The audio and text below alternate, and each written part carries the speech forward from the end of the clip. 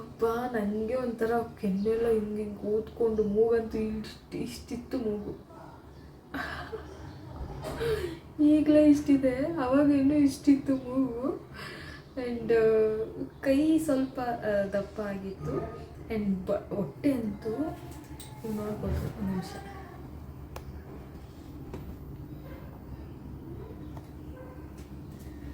ಈ ಹೊಟ್ಟೆ ಏನಿದೆ ಹಿಂಗಿತ್ತು. ನನ್ನ ಹೊಟ್ಟೆ ಇಷ್ಟಪ್ಪ ಇತ್ತು ಹೊಟ್ಟೆ. ನನ್ನ ಸೀಮಂತದಲ್ಲಿ ನೀವು ಅಬ್ಸರ್ವ್ ಮಾಡ್ಬೋದು. ಯಾರೆಲ್ಲ ಬ್ಲಾಗ್ ನೋಡಿಲ್ಲ ದಯವಿಟ್ಟು ಹೋಗಿ ನನ್ನ ಸೀಮಂತದ ಬ್ಲಾಗ್ ನೋಡಿ.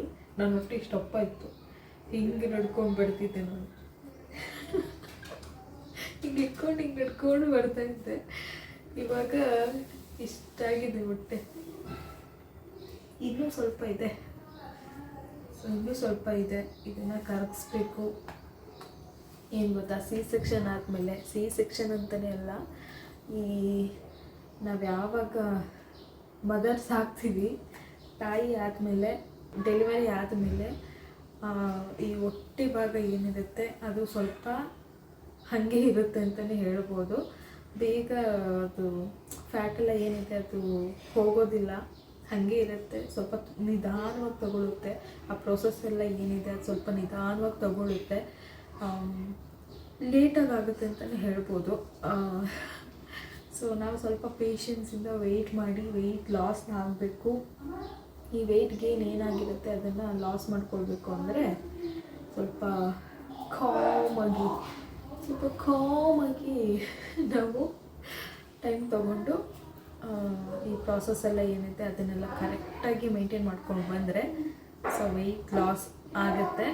ಆ್ಯಂಡ್ ನಾನು ಅಂಥ ಏನು ದೊಡ್ಡ ವೆಯ್ಟ್ ಲಾಸ್ಗೆ ಏನು ಎಕ್ಸ್ಪೆರಿಮೆಂಟ್ ಎಲ್ಲ ಏನೋ ನಾನು ಮಾಡ್ತಾಯಿಲ್ಲ. ನಾನು ಡೈಲಿ ಮನೇಲಿ ಏನು ಮಾಡ್ತೀನಿ ಅದೇನೇ ಇಷ್ಟಿಷ್ಟು ತಿನ್ನೋ ಬದಲು ಇಷ್ಟಿಷ್ಟು ತಿಂತಿದ್ದೀನಿ ಅಷ್ಟೇ.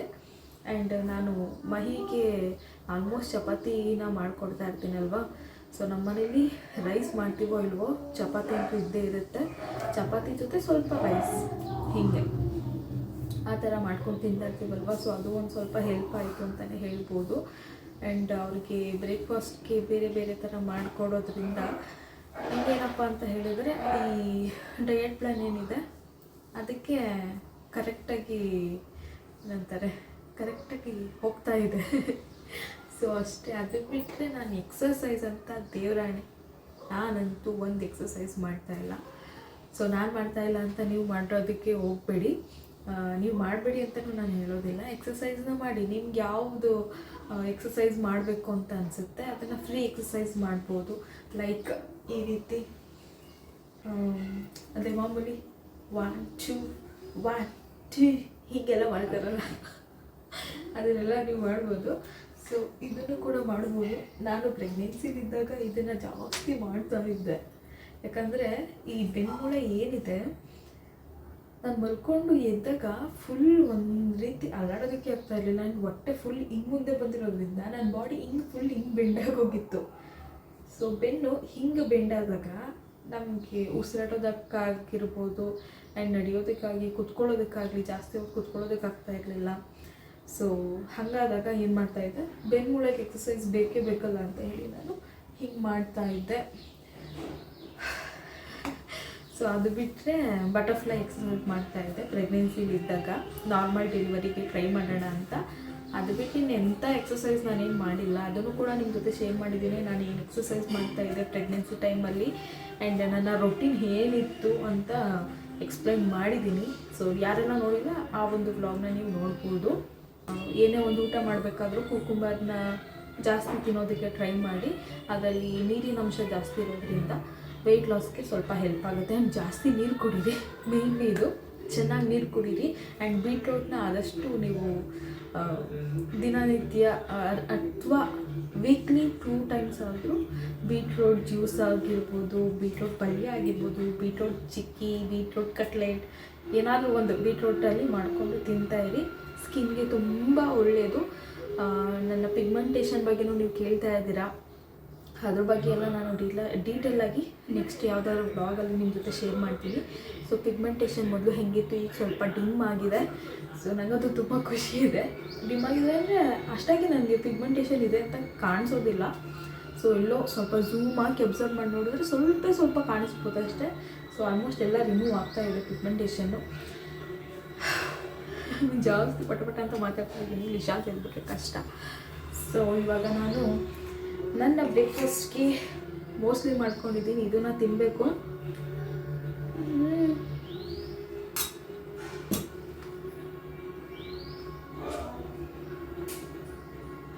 ಸಕ್ಕತ್ತಾಗಿದೆ ಆ್ಯಂಡ್ ಸಿಂಪಲ್ ಅಷ್ಟೇ ಇದು. ಈ ರೆಸಿಪಿ ಎಲ್ಲ ಬಿಸಿ ಹಾಲಿಗೆ ಮೋಸ್ಟ್ಲಿನ ಹಾಕಿಬಿಟ್ಟು ನಮ್ಗೆ ಎಷ್ಟು ಕ್ವಾಂಟಿಟಿ ಬೇಕು ಅಷ್ಟು ಮೋಸ್ಟ್ಲಿ ಹಾಕ್ಬಿಟ್ಟು ಒಂದು ಪ್ಲೇಟ್ ಹಾಕಿ ಮುಚ್ಚಿಬಿಡೋದು. ಸೊ ಅದೆಲ್ಲ ಮೆಲ್ಟ್ ಆದಮೇಲೆ, ಅಂದರೆ ಮಿಲ್ಕ್ನೆಲ್ಲ ಅಬ್ಸರ್ವ್ ಮಾಡ್ಕೊಂಡಾದ್ಮೇಲೆ, ಸ್ವಲ್ಪ ಕೂಲ್ ಆದಮೇಲೆ ಅದಕ್ಕೆ 1 ಟೇಬಲ್ ಸ್ಪೂನ್ ಹನಿ, ಯಾವುದಾದ್ರೂ ತುಪ್ಪ ತೊಗೊಳ್ಳಿ. ನಿಮ್ಮ ಮನೇಲಿ ಯಾವ ತುಪ್ಪ ಇದೆ, ಜೇನುತುಪ್ಪ ಯಾವುದಿದೆ ಅದನ್ನು ಹಾಕ್ಕೊಂಡು, ನಿಮ್ಮ ಮನೇಲಿ ಏನೆಲ್ಲ ಫ್ರೂಟ್ಸ್ ಇದೆ ಅದನ್ನು ಮಿಕ್ಸ್ ಮಾಡ್ಕೊಂಡು ತಿನ್ಬೋದು. ಹೆಂಗಿದ್ರು ಮೋಸ್ಟ್ಲಿ ಡ್ರೈ ಫ್ರೂಟ್ಸ್ ಆ್ಯಡ್ ಆಗಿರುತ್ತೆ. ಡ್ರೈ ಫ್ರೂಟ್ಸ್ನ ನೀವು ಎಕ್ಸ್ಟ್ರಾ ಹಾಕೋದಕ್ಕೆಲ್ಲ ಹೋಗ್ಬಿಡಿ. ಮೋಸ್ಟ್ಲಿ ಡ್ರೈ ಫ್ರೂಟ್ಸ್ ಇರುತ್ತೆ. ನಾವು ಓಟ್ಸ್ ಏನು ಮಾಡ್ತೀವಿ, ಓಟ್ಸಲ್ಲಿ ಡ್ರೈ ಫ್ರೂಟ್ಸ್ ಇರೋದಿಲ್ಲ, ಬರೀ ಓಟ್ಸ್ ಮಾತ್ರ ಇರುತ್ತೆ. ಅದಕ್ಕೆ ನಾವು ಡ್ರೈ ಫ್ರೂಟ್ಸ್ನೆಲ್ಲ ಕಟ್ ಮಾಡಿ ಸಣ್ಣದಾಗಿ ಕಟ್ ಮಾಡಿ ಡ್ರೈ ಫ್ರೂಟ್ಸ್ನ ಹಾಕ್ಕೊಂಡು ಅದ್ರ ಜೊತೆಗೆ ಫ್ರೂಟ್ಸ್ನ ಕಟ್ ಮಾಡಿ ಮಿಕ್ಸ್ ಮಾಡಿಕೊಂಡು ತಿನ್ನೋದು, ಅದು ಓಟ್ಸ್. ಇದು ಮೋಸ್ಟ್ಲಿ ಡ್ರೈ ಫ್ರೂಟ್ಸ್ ಎಲ್ಲ ಇರೋದ್ರಿಂದ ಜಸ್ಟು ಫ್ರೂಟ್ಸ್ನ ಕಟ್ ಮಾಡ್ಕೊಂಡು ಹಾಕ್ಕೊಳ್ಳೋದು ಅಷ್ಟೇ. ತುಂಬ ಜನ ಕೇಳ್ತಾ ಇದ್ರಿ ನಿಮ್ಮ ಡಯಟ್ ಯಾವ ರೀತಿ ಇದೆ, ಹೇಗೆ ಸ್ಟಾರ್ಟ್ ಮಾಡಿದ್ದೀರಾ ಹೇಳಿ ಅಂತ.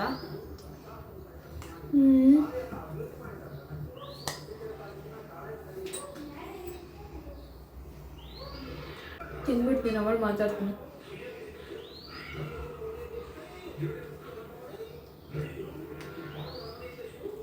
ಆಮೇಲೆ ನಂದು ಈ ಹೊಟ್ಟೆ ಭಾಗ ಏನಿದೆ ಇದು ಸ್ವಲ್ಪ ಫ್ಯಾಟ್ ಇದೆ, ಆ್ಯಂಡ್ ಈ ಸೈಡ್ ಪೋಚ್ ಏನಿದೆ ಇದು ಸ್ವಲ್ಪ ಫ್ಯಾಟ್ ಇದೆ ಅಷ್ಟೇ. ಸದ್ಯಕ್ಕೆ ನಾನು ವೆಯ್ಟ್ ಲಾಸ್ ಮಾಡಬೇಕಾಗಿರೋದು ಈ ಭಾಗ ಅಷ್ಟೇ. ಸೊ ಈ ಭಾಗ ಅಷ್ಟೇ ನಾನು ವೆಯ್ಟ್ ಲಾಸ್ ಮಾಡಬೇಕಾಗಿರೋದು. ನಾನು ಡಿಗ್ರಿಲಿ ಯಾವ ವೆಯ್ಟ್ ಇದ್ದೆ ಅದೇ ವೆಯ್ಟಲ್ಲಿ ಇದ್ದೀನಿ. ಒಂದು 5 kg, ಒಂದು 5-10 kg ಇದು ಜಾಸ್ತಿ ಆಗಿರ್ಬೋದು.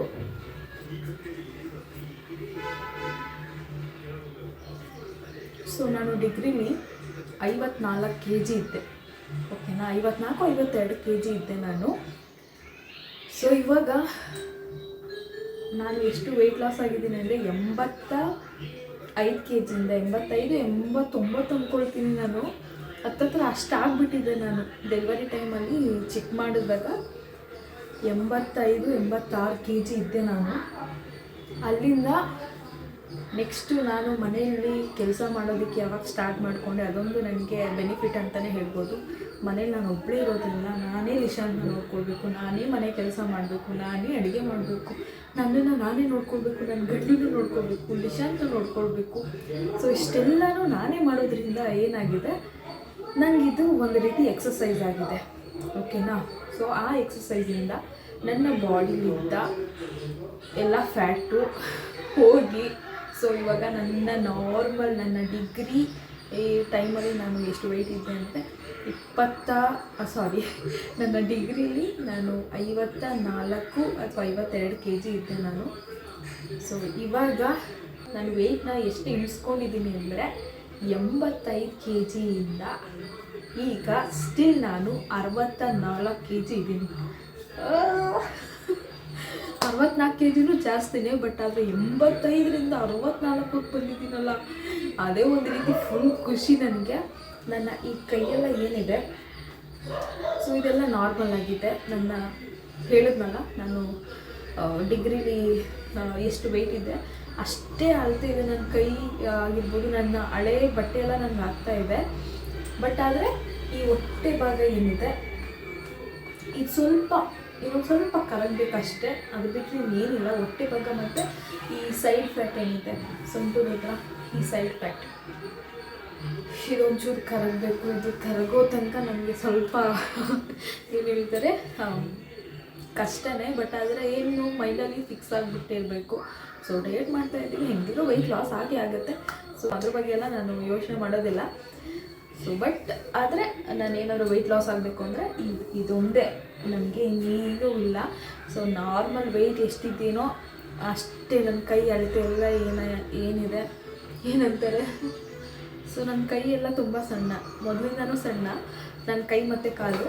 ಮೊದಲು ಹೇಗಿತ್ತೋ ಈಗಲೂ ಅದೇ ಸ್ಟೇಜಲ್ಲಿದೆ. ಬಟ್ ಹೊಟ್ಟೆ ಭಾಗ ಏನಿದೆ ಅದನ್ನು ಮಾತ್ರ ನಾನು ವೆಯ್ಟ್ ಲಾಸ್ ಮಾಡ್ಕೊಳ್ಬೇಕಷ್ಟೆ. ಅದಕ್ಕೋಸ್ಕರ ಡಯಟ್ ಮಾಡ್ತಾಯಿದ್ದೀನಿ. ನನಗೆ ಶಾಕ್ ಏನಕ್ಕೆ ಅಂದರೆ ಈ ಹೊಟ್ಟೆ ಭಾಗನೇ ಒಂದು 10 kg ಇದೆಯಾ, 10 kgನ ನಾನು ಇವಾಗ ಇಳಿಸ್ಬೇಕು. ಏನಂದರೆ ಫ್ಯಾಟ್ ಇರುತ್ತೆ, ಆಮೇಲೆ ಈ ನೀರಿನ ಅಂಶ ಏನಿರುತ್ತೆ, ಬೇಡದೆ ಹೋಗಿರೋ ನೀರಿನ ಅಂಶ ಅದೆಲ್ಲ ಈ ಜಾಗದಲ್ಲಿ ಸೇರಿಕೊಂಡಿರೋದ್ರಿಂದ ಅದನ್ನು ಇಳಿಸ್ಬೇಕು ಅಂದರೆ ನನಗೆ ಎಕ್ಸಸೈಸ್ ಮಾಡೋದಕ್ಕಾಗಲ್ಲ. ಮನೇಲೇ ಅರ್ಧ ಕೆಲಸದಲ್ಲೇ ಎಕ್ಸಸೈಸ್ ಆಗಿಬಿಟ್ಟಿರುತ್ತೆ. ಆದಷ್ಟು ನೈಟು ಊಟ ಮಾಡಿದ್ಮೇಲೆ ವಾಕ್ ಮಾಡೋದಾಗಿರ್ಬೋದು, ಬೆಳಗ್ಗೆ ಹೊತ್ತು ವಾಕ್ ಮಾಡೋದಾಗಿರ್ಬೋದು, ಅದನ್ನು ನಿಮ್ಮ ಕೈಲಿ ನೀವು ಏನಾದರೂ ಎಕ್ಸಸೈಸ್ ಮಾಡ್ತೀನಿ ಅಂದರೆ ನೀವು ಟ್ರೈ ಮಾಡಿ. ಬಟ್ ಆದರೆ ನನಗೆ ಎಕ್ಸಸೈಸ್ ಮಾಡೋದಕ್ಕೆ ಟೈಮ್ ಇಲ್ಲ. ಬಟ್ ವಾಕ್ ಮಾಡ್ತೀನಿ.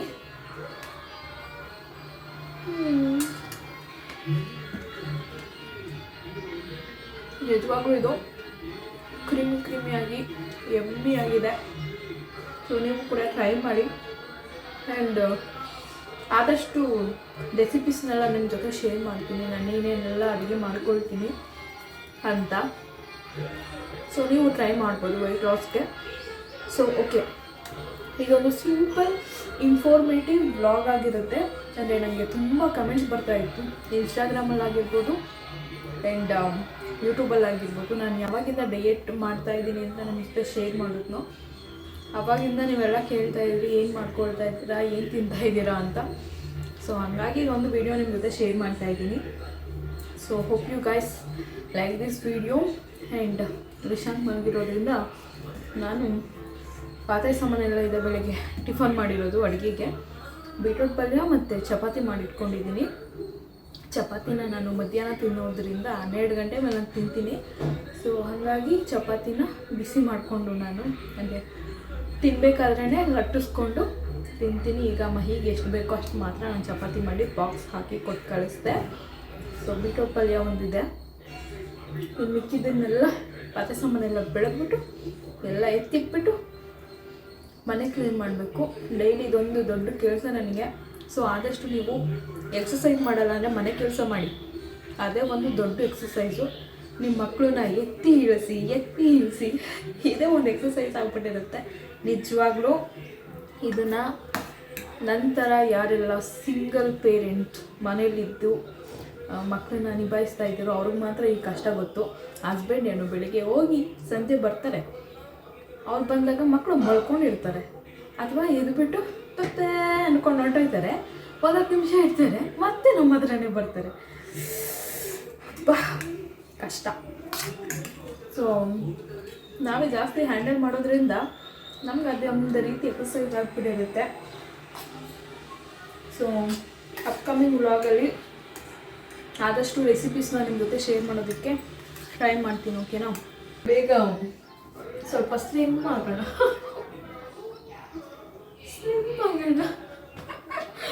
ಸೊ ಮನೇಲಿ ನಾನು ಒಬ್ಬಳೇ ಇದ್ರೆ ಹಿಂಗೇನೆ ಸಾಂಗ್ ಹಾಕೋಬಿಟ್ಟಂತೂ ನಾನೇ ಒಂದು ರೀತಿ ಚೈಲ್ಡ್ ಆಡ್ದಂಗೆ ಆಡ್ತಾ ಇರ್ತೀನಿ. ಡ್ಯಾನ್ಸ್ ಆಡೋದಾಗಿರ್ಬೋದು ಅದನ್ನೆಲ್ಲ ಮಾಡ್ತಾ ಇರ್ತೀನಿ. ಸೊ ಅಷ್ಟೇ. ನೀವು ನನ್ನನ್ನು ದೊಡ್ಡ ಹೆಣ್ಮಕ್ಳು ಥರ ಫೀಲ್ ಮಾಡೋದಕ್ಕೆ ಹೋಗ್ಬೇಡಿ. ಯಾಕಂದರೆ ನಾನು ಕಾಲೇಜ್ ಮುಗಿಸ್ಕೊಂಡು ಮದುವೆ ಆಗಿರೋದ್ರಿಂದ ನಾನು ಇನ್ನೂ ಚಿಕ್ಕ ಹುಡುಗಿನೇ, 24 ವರ್ಷ ಅಷ್ಟೇ. ಮಗು ಆದ ತಕ್ಷಣ ದೊಡ್ಡವ್ರ ಥರ ನನ್ನ ಫೀಲ್ ಮಾಡಬೇಡಿ, ನಾನು ಇನ್ನೂ ಚಿಕ್ಕವಳು.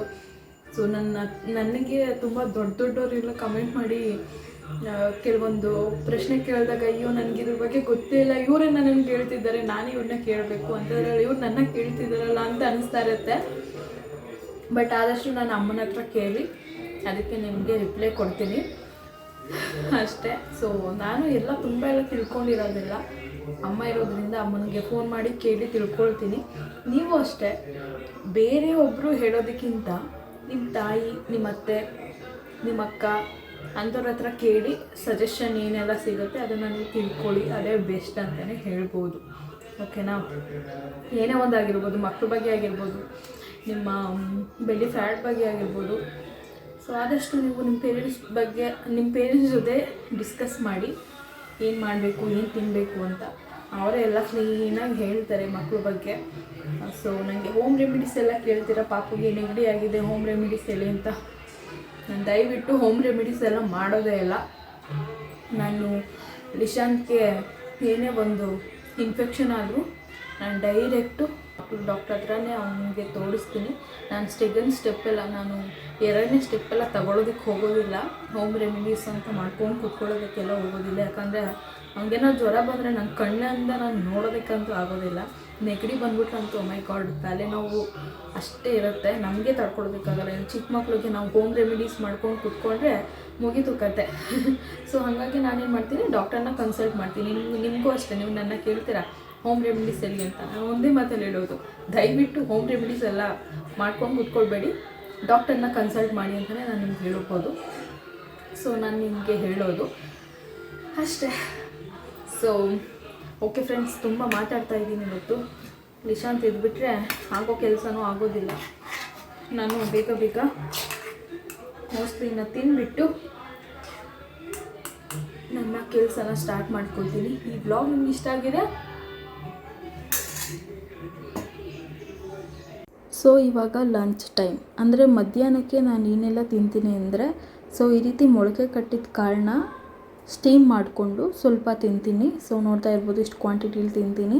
ಆ್ಯಂಡ್ ಬೀಟ್ರೋಟ್ ಪಲ್ಯ ಮಾಡ್ಕೊಳ್ತಾ ಇದ್ದೀನಿ. ಬೀಟ್ರೋಟ್ ಪಲ್ಯ ಜೊತೆ ಚಪಾತಿ, 2 ಚಪಾತಿ, ಬೀಟ್ರೋಟ್ ಪಲ್ಯ. ಇದಕ್ಕೆ ಕುಕ್ಕುಂಬರ್ನ ಆ್ಯಡ್ ಮಾಡಿಲ್ಲ, ಖಾಲಿ ಆಗಿಬಿಟ್ಟಿತ್ತು. ಸೊ ನೀವು ಮಿಸ್ ಮಾಡಬೇಡಿ, ಕುಕ್ಕುಂಬರ್ನ ಆ್ಯಡ್ ಮಾಡಿ. ಆ್ಯಂಡ್ ನೆಕ್ಸ್ಟು ಈವ್ನಿಂಗಿಗೆ ನೀವು ಯಾವುದೇ ಫ್ರೂಟ್ಸ್ನ ತಿನ್ಬೋದು. ಇವಾಗ ತುಂಬ ಬೇಸಿಗೆಗಾಲ ಸ್ಟಾರ್ಟ್ ಆಗಿರೋದ್ರಿಂದ ನಾನಿಲ್ಲಿ ಕಲ್ಲಂಗಡಿ ಹಣ್ಣನ್ನ ತಿಂತಾ ಇದ್ದೀನಿ. ಸೊ ನೀವು ಯಾವುದೇ ಫ್ರೂಟ್ಸ್ನ ತಿನ್ಬೋದು. ಮಧ್ಯಾಹ್ನ ಊಟ ಮಾಡಿದ್ಮೇಲೆ ಸಂಜೆ ಟೈಮು ನಿಮಗೆ ಸ್ವಲ್ಪ ಆದರೂ ಹಶ್ವಾಗಿ ಆಗುತ್ತಲ್ವ, ಯಾಕಂದರೆ ನಾವು ಸ್ವಲ್ಪ ಕ್ವಾಂಟಿಟಿಲಿ ತಿಂತಿರೋದ್ರಿಂದ ನಮಗೇನಾದರೂ ಹಶ್ವಾದಾಗ ಈ ರೀತಿ ಫ್ರೂಟ್ಸ್ನ ತಿಂದರೆ ಬೆಟರು. ಆ್ಯಂಡ್ ಅದರಲ್ಲೂ ನೀರಿನ ಅಂಶ ಇರುವಂಥ ಪದಾರ್ಥನ ತಿಂದರೆ ಇನ್ನೂ ಒಳ್ಳೆಯದು, ವೆಯ್ಟ್ ಲಾಸ್ನ ತುಂಬ ಬೇಗನೆ ಮಾಡ್ಬೋದು. ಆ್ಯಂಡ್ ನೆಕ್ಸ್ಟು ನಾನಿಲ್ಲಿ ಡಿನ್ನರಿಗೆ ಏನು ರೆಸಿಪೀಸ್ ಮಾಡ್ತಾಯಿದ್ದೀನಿ ಅಂತ ಹೇಳಿದ್ರೆ, ಸೊ ಈ ಒಂದು ರೆಸಿಪಿನ ನಿಮ್ಮ ಜೊತೆ ಶೇರ್ ಮಾಡ್ತಾಯಿದ್ದೀನಿ. ದಯವಿಟ್ಟು ಇದನ್ನು ಟ್ರೈ ಮಾಡಿ, ತುಂಬ ಚೆನ್ನಾಗಿ ಬರುತ್ತೆ. ಆ್ಯಂಡ್ ವೆಯ್ಟ್ ಲಾಸ್ಗೂ ಕೂಡ ತುಂಬ ಹೆಲ್ಪ್ ಆಗುತ್ತೆ. ಇವತ್ತು ಡಿನ್ನರ್ಗೆ ಪಾಲಕ್ ಚೆನ್ನ ಮಾಡ್ತಾಯಿದ್ದೀನಿ. ಅದಕ್ಕೆ ಏನೆಲ್ಲ ಹಾಕ್ಕೊಳ್ತಾ ಇದ್ದೀನಿ ಅಂದರೆ 2 ಮೆಣಸಿನ್ಕಾಯಿ, ಒಂದು 4ರಿಂದ 5 ಗೋಡಂಬಿ, ಆ್ಯಂಡ್ ಒಂದು ಗೆಡ್ಡೆ ಆಗೋಷ್ಟು ಬೆಳ್ಳುಳ್ಳಿನ ಹಾಕ್ಕೊಳ್ತಾ ಇದ್ದೀನಿ. ಬೆಳ್ಳುಳ್ಳಿ ಏನಪ್ಪ ಅಂತ ಹೇಳಿದ್ರೆ ನಮಗೆ ವೆಯ್ಟ್ ಲಾಸ್ ಮಾಡೋದಕ್ಕೆ ತುಂಬ ಹೆಲ್ಪ್ ಆಗುತ್ತೆ. ಸೊ ಬೆಳ್ಳುಳ್ಳಿನ ಆದಷ್ಟು ತಿನ್ನೋದಕ್ಕೆ ಟ್ರೈ ಮಾಡಿ. ಸೊ ನಾನಿಲ್ಲಿ ಪಾಲಕ್ನ ಚೆನ್ನಾಗಿ ತೊಳೆದುಬಿಟ್ಟು ಅದಾದಮೇಲೆ 1-2 ನಿಮಿಷ ಅದು ಕುದಿಯೋದಕ್ಕೆ ಅಂತ ಬಿಡೋಣ, ಸಾಕಾಗುತ್ತೆ. ಅಂದರೆ ತುಂಬ ಕುದಿಸ್ಬಾರ್ದು.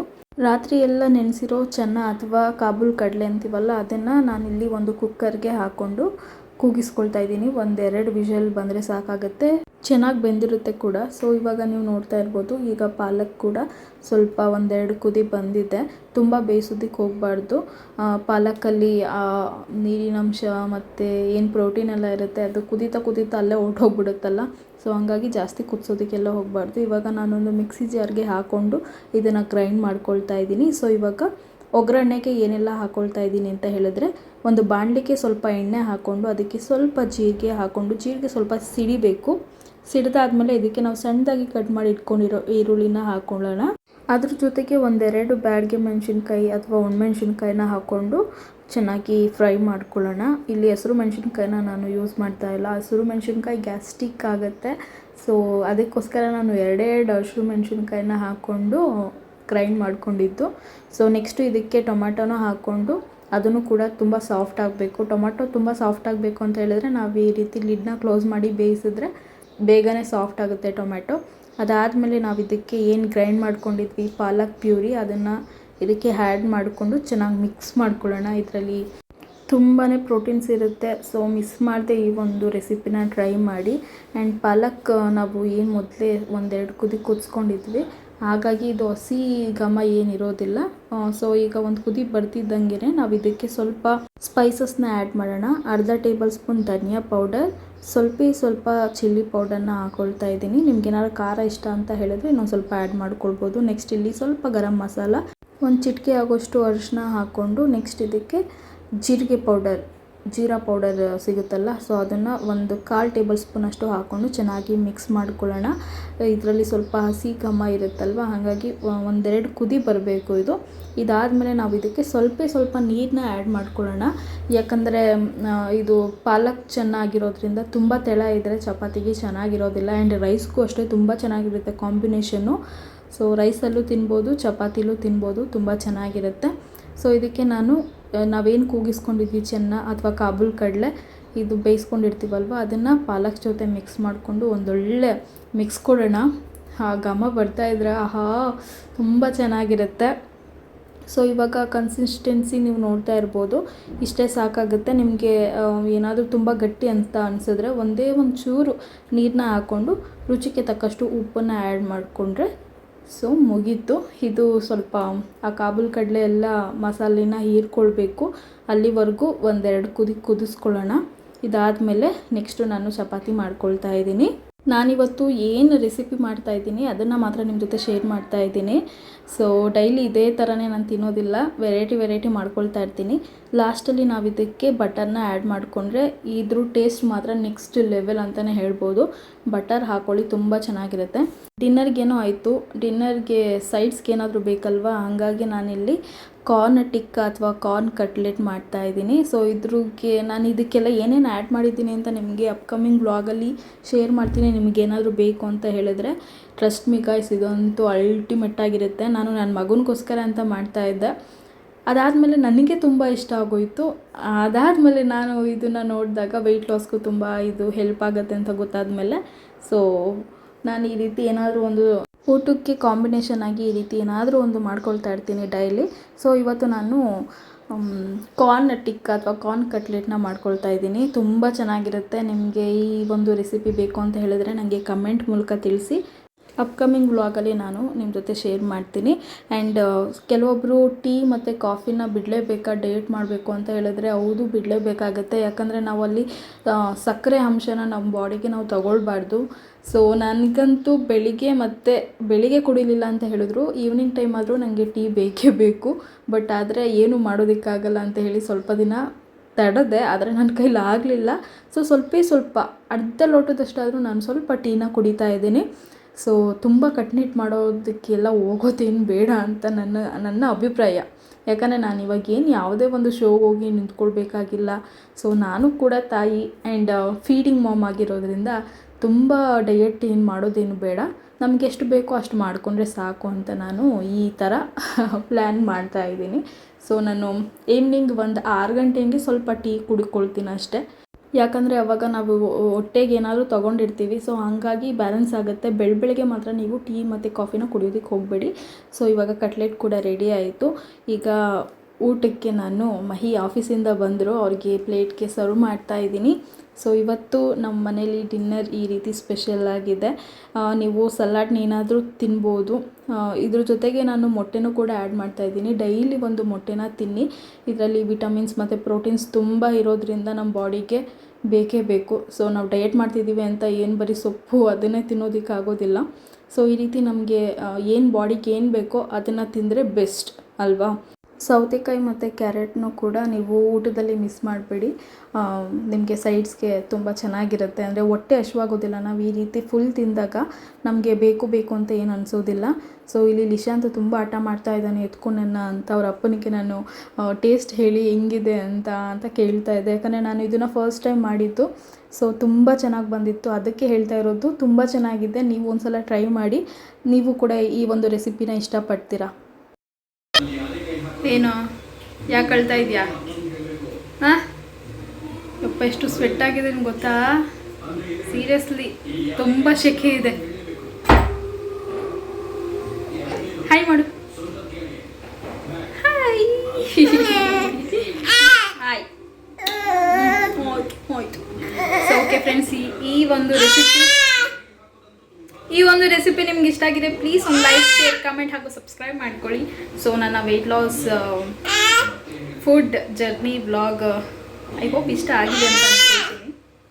ಏನು ಅವ್ನು ನನ್ನ ಮಾತಾಡೋದಕ್ಕೆ ಬಿಡಲ್ಲ, ಸೊ ಅವ್ನು ಮಾಡ್ತಾ ಇರ್ತಾನೆ ಹಿಂಗೇನೆ. ಹಾಂ ಬಾ ಹೋಗೋಣ ಅಂತ. ಸೊ ಅವ್ನಿಗೂ ಊಟ ಮಾಡಿಸಾಯಿತು, ಈಗ ನಾನು ಊಟ ಮಾಡಬೇಕು. ಗುಡ್ ನೈಟ್, ಮತ್ತೆ ನೆಕ್ಸ್ಟ್ ಬ್ಲಾಗಲ್ಲಿ ಸಿಗೋಣ. ಬಾಯ್. ಅಲ್ಲಿ ಹಿಂದೆ ಕಾಣಿಸಲ್ಲ, ಮುಂದೆ ಮಾಡು. ಅಲ್ಲಿ ಹಿಂದೆ ಬಾಯ್ ಮಾಡ್ತಿದ್ದಾನೆ, ಮುಂದೆ ಬಾಯ್ ಮಾಡು. ಓಕೆ ಬಾಯ್ ಮಾಡು, ಬಾಯ್. ಅಲ್ಲಿ ಕಾಣಿಸಲ್ಲ ಮಗನೆ, ಕೈ ಮುಂದೆ ಹಾಕು.